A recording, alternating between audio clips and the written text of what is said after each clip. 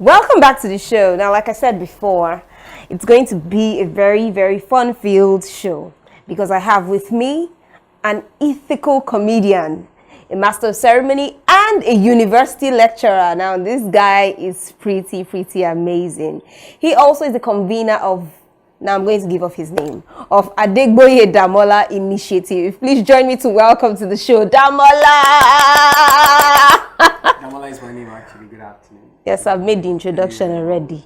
Nice to have you on the show. Now, first of all, you're an ethical comedian. What is ethical comedian? That comedian that does jokes that will not make anybody feel uncomfortable, that does not insult people, that is quite careful with his content and does family-friendly jokes. Family-friendly. So it's not like gospel comedian. There's a thin line. What is gospel comedian? Is there a gospel comedian? Are there gospel comedians? There are some people that are branded, or there are some people that have branded this kind of comedy gospel comedy. Gospel. But predominantly we find most of us in church, but basically, generally, we don't abuse people.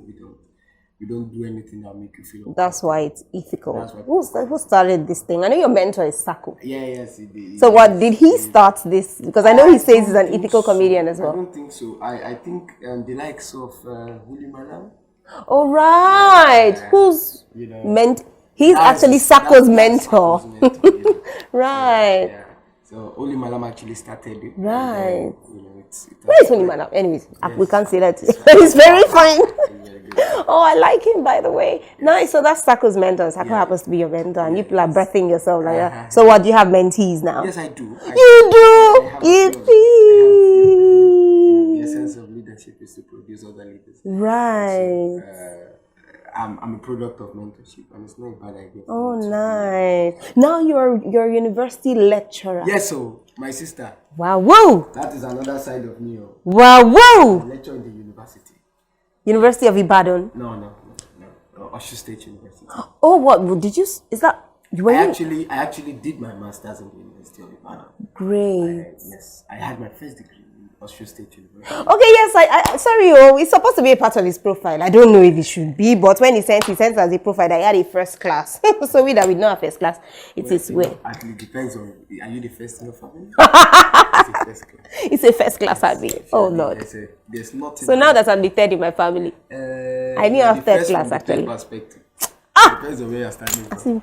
Fantastic. How do you combine lecturing though? Believe me, two opposite worlds, Yeah. In the academic, you have to be very serious, write papers, teach, comedy, you have to make people laugh and happy. Yeah. Two different worlds. So what do you crack jokes in class? I'm sorry, you were about to say. I'm sorry sometimes, because I've experienced boring classes in my life.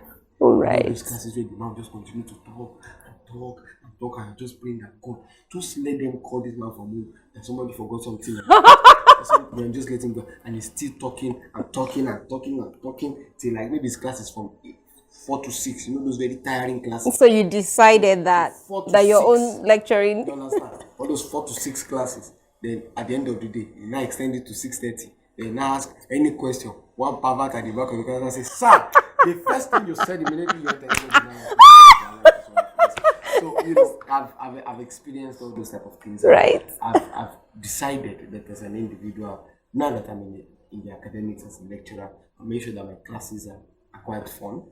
I do jokes once in a while, but predominantly I make sure. Okay, so I have 2 questions to ask you back to back. First of all, what are you lecturing in? Political science. Okay, fantastic. Then 2, how do your students receive you? I mean, you look pretty young. They know you're young. So what? Like, do they think that do they look down on you? You're actually young, yeah. But I'm somebody that knows how to draw the line. When you see me outside, when you see me in class, you respect naturally. You're quite strict. Safe to say? I'm not unapproachable, but I'm not too available. You understand? I make myself. I create that lecturer status for myself while I'm in the university. Hello, sir. I saw you on TV. Oh, really good. How are you? Really?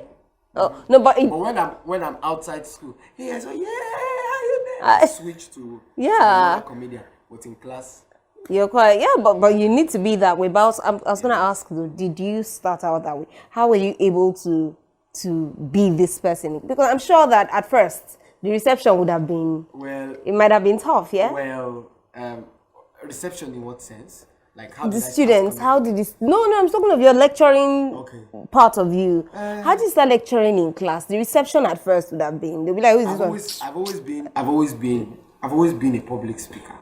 Yeah. Right. I've always had a cause to speak to a large number of people. I was always a storyteller in primary school. Right. I was a food prefect in secondary school, where I addressed the entire dining halls. You know, we had 2 halls then in Federal Government College, and then I would say, bow your heads for prayer, dish out information, make sure that about 1,000 students are listening at the same time. So it was. Okay. I've learned the art of getting people's attention. Right. From time. So right. When I got into the class, and then I've always been teaching too. You know, as a student, I was always taking free tutorials, teaching students here and there. So it wasn't much of a challenge. So when I got to class, I was just like, all right, good afternoon. Can I have your attention, please? Okay. They're speaking. And then when they see that you know what you're doing. Yeah, that's very important. Naturally, they fall in place. That's very true. When they know the condition of their GP. When your GP. Do you victimize students? I don't. Tell the truth and let the devil be ashamed. The truth is that, you know, especially for lecturers that are very busy, and lecturers are naturally busy, the issue of victimization is quite relative. Even when you have scripts that you can't count, where there are almost 100 students per class, and you have like 4 bundles to mark, you start looking for one person's script that you feel like failing. There's no time. Especially when there's a time. The thing is, there's no need for those ones to look for scripts. They just know that this is the name of the person. There's no need to mark the person's script at all. Of a truth, yes. But believe me, for me, let me speak for myself. Yeah. I don't have that luxury of time to start looking for somebody to victimize. You fail powerfully. Then the girls, how do they approach you? All the ladies in the class. Damola. Do they call you Damola or Sal? They can't try to. They fear. Oh my God. What level? All levels. You lecture all levels? Yes, I do. Oh, wow. I do, yes. You know, good afternoon, sir. How are you? It's quite, yes, we are humans. But then the place of discipline is key. You understand? Where you see some very beautiful students that will come and tell you, hi, sir, you know, hi. And then you're like, oh, Damola, you have to be careful. All right, yes, how can I help you? All right, take care of yourself. You can leave at this time. You know, you have to. But nice. We are always very careful, actually. Nice. I try to set boundaries so that I don't misbehave. Nice. Okay. So we'll take a quick break, and when we come back, we will get to know more about Damola. Stick around. Welcome back to the show. So, Damola, we were getting to know you. There's one question I didn't ask you about your university. Have you ever been seduced by students? It depends on your definition of seduction. Lecturer. They can't try it. They can't try it with me. Although some from a distance, yes. You know, when they say, hi, sir, hi. It's not true. No, they blow you kisses. Maybe you see to just switch. You have to be careful. Really? You have to be, you know. No, but have they blown you a kiss? Hi, sir. Do that. Well, yes, you see all those type of things once in a while, and some send it as a text. Oh, wow. They send it as a text. But then, what you just need to do is discipline predominantly. You know, most people that are falling prey of all these things, go and find out originally. Most times it actually starts with a sigh. Yeah. They just relax and forget and, you know, fall prey. So you try to shut it down. From the skies, you just see it coming. Bah. Fantastic. Okay, so let's get to know you, your background, your family background. Well, I'm the second of 4 children. Okay. I grew up with my dad and my mom. Grew up in Maryjane, Lagos, Nigeria. We tried as much as possible to ensure that we're good children, and thank God that we are all good children. You know, they were conscious of the environment, and they knew that if their children filtered, or if the public filtered into their children, it will affect them. So they tried to guard you guys. The word cage, but they tried to check everything that we're doing. You understand, and I'm very grateful that you know. However, yeah, I think I've seen a few people who, I mean, my closest friend, one of my closest friends in secondary school lived in Ajegunle. But she was so different. She still had some of the nuances here and there. You can still feel it. Cannot dissociate. I'm If I telling turn you. if I do my but I'm very Do your mushy moves, Abby. No, But by and large, you could tell that, man, this girl she had very high moral standards. Very principled girl. Let me tell you, the truth is that all these things are the product you are seeing is as a result of Omorogo. You don't know. Omorogo, of course, Omorogo on your body. That is one instrument that you can use to detach somebody from his behavior. Right. Abara, understand? Pounding. There's a way they pound your mother will pound you, pinch you, and push you. You understand? By the time they push you into greatness, you understand. So right. We have experienced all this, and we thank God that it actually came out. I think one thing I've just gotten is that your parents were conscious of that environment, so they made very deliberate effort to. I'm not spiting anybody that does it, but I can't speak pidgin. Wow. I'm a comedian. I can't confidently do a joke in pidgin. I'll mess it up because they monitored that. Just spoke vernacular. Wow. Did you just do that? You wow. It so wow. So it informed the character of. Wow. Wow. I say speaking is genuinely for me to speak it. Yeah. I'll mess it up. I totally understand. Mess it up. I can assure you. So safe to say that they became very, very strict, very tough on you guys. But well, you're grateful for it. You know why? You can see I'm looking more handsome. Just because they were strict, you now became more handsome. That makes a lot of sense. To contest for Mr. Nigeria. With your pink lips, like you always say. My hand is hanging. Fantastic. Okay, so Damola, how were you able? I understand they sent you to school and did all these lovely things, and your mentor was Sako. Now I'm wondering, Sako. Sako. It's our mentor. So my question to you would be, lecturing, comedy, how? They are two different worlds. It's amazing that I find you a very fantastic person. You're one of the few people that's actually merging corporates, very, very different corporate something with comedy. Usually you'd say comedian, actor, master of ceremony, all these things. They're actually in sync. But you, how? Well, as an academic, yeah, I do my work as an academic. Yeah, I do my researches, I write papers, I teach. I'm doing my PhD. Whoa! You've started it? Yes, I have. Gang. So, started the journey in the University of Lagos. So, that is one life. So you plan to climb up the academic ladder? Yes, I plan to. Wow. And then I also created another. I'm also in comedy. Right from when I was a student, I had that target. I was always cracking jokes. I was always doing shows as a student. And then simultaneously, I was also building my GP. Right? So I was building both. There are some people that, because they want to have a first class, don't have a life. Just see them, say, this person is a scholar.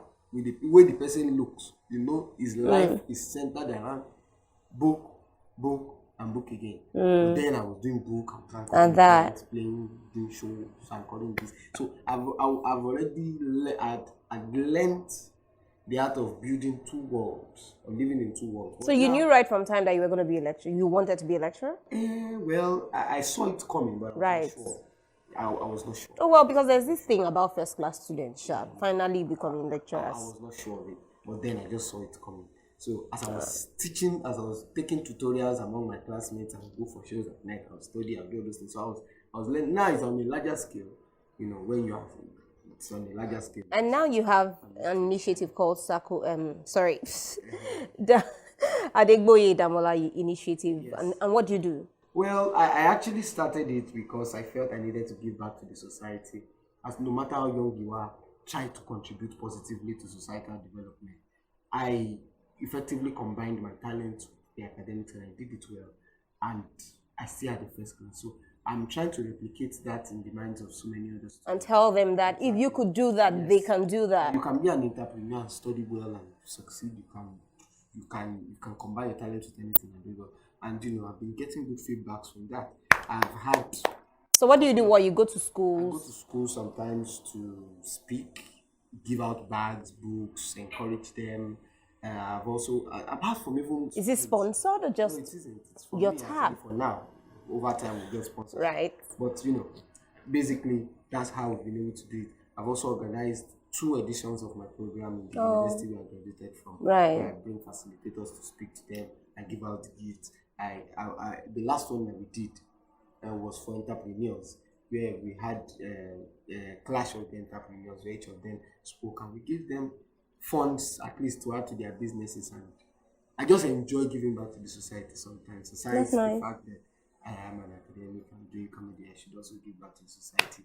Fantastic. In a structured form. Nice. Okay, so we'll be going on another quick break. And when we come back, we'll be having fun and random things with Damola. Please stick around. Welcome back to the show. So it's time for random fun things with Damola. Damola, I'm going to be asking you random questions. Ask me, I will answer you randomly. Nice one. Okay, first, you're a master of ceremony. Yes. What's been your worst moment in when I was chasing somebody for my balance? No, on the job. It's part of the job. It's not. What's been your worst moment on the job? Okay. I think trying to understand the people you are speaking with. You understand? Sometimes your audience may not just be responsive. And sometimes the event will be very rowdy. Okay, so those are the horrible things that happen. What's been your most embarrassing moment on the job? Yes. I think when I just started. I went to anchor a wedding. Unfortunately, I can't even recognize the couple. The first wedding ever I did. I talking like capsule. What is capsule again? Capsule, capsule talks in perfectly. I put on tie like sword. And I put on one canvas like that. I just dressed like a terrible person. And you wanted to be a comedian? Even when the bride saw me, is this how I am? They paid a lot of, I think, 2.5. 2.5. And I traveled. 2.5? You traveled to where? Ibadan. From where? From Osun State. Great. From school then. They paid, and then they're still owing me my balance. Maybe 1.5. I can't find them. I can't even recognize them. But then it was very awkward. I didn't even know what to do. I also heard the mic and I misbehaved and I just left. And that was your first event? My first wedding. First wedding, not your first event. Not first event. Nice. What kind of music do you like? I like anything that has some Afro in it. Oh. Some African percussions in it. Oh, I see. So you like a lot of is it Wale Oni? Right. Wale Oni. I like He's happy. party songs. You understand? I have. All these are vibes. And you're a very good dancer. Exactly. Well, I dance to praise and worship. And you want to praise. Right? Are you in a relationship? With God? I know with the Lord. So has it transcended? Has it come into human form? Well, I try as much as possible not to talk about relationship matters on air. What happened? You're shy, you're hiding her, I'm not hiding her. Well, that means they say, hi, you have answered it in a relationship. Ha! Wedding bells ringing. Wedding bells ringing soon. Yes, in Jesus' name. Just continue to pray for me. Not pray for you, pray enough. That we get the... Next year, Abby. Next year. In Jesus' name. Just be praying for me. Congratulations in advance. Thank you. Where is that one place you go to when you want to find solitude?